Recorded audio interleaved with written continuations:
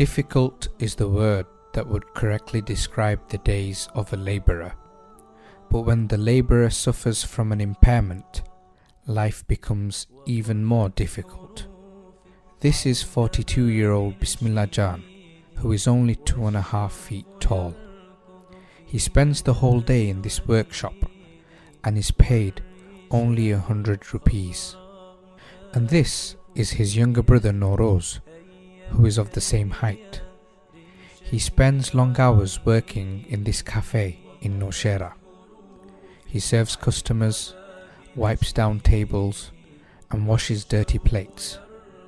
25-year-old Noroz gets paid a meagre 100 rupees in return for his hard work. It was usual for people to abuse them because of their physical form. Children on the streets would run after them and taunt them as soon as they would see the brothers come out of their home. What could they do? They had to go to work if they wanted to feed their family. Istikhara Bibi is their younger sister. She is 2 foot 4 inches tall. Despite the poverty and hardship they were enduring, they were still a resilient family.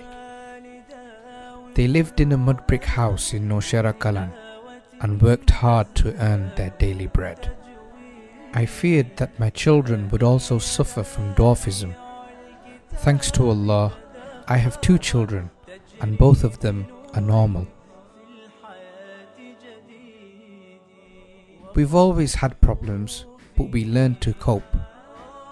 We were grateful at times of happiness and patient at times of sorrow.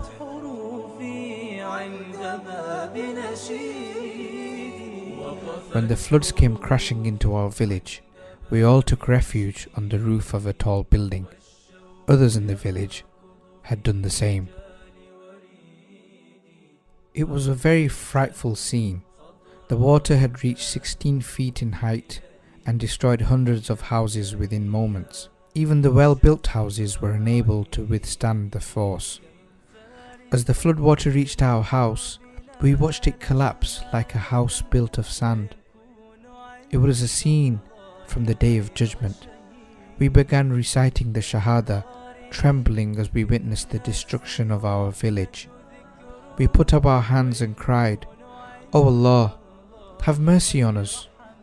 O Allah, spare our lives." I was terrified.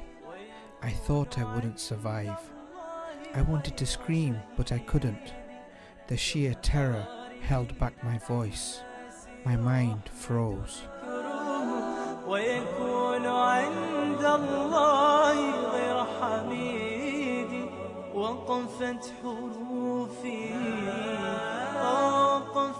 These are the ruins of our house. There is nothing left.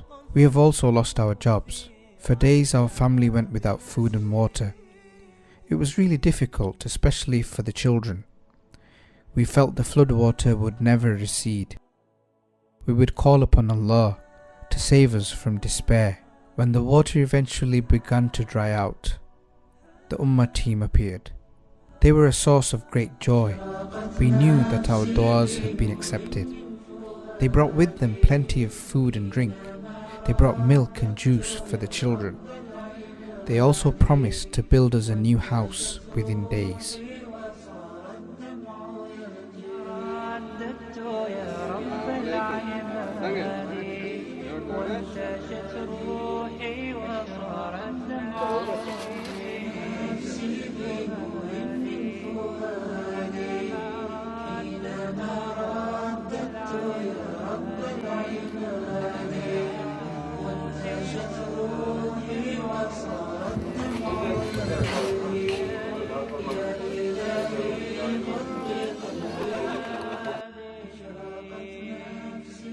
This is our new house.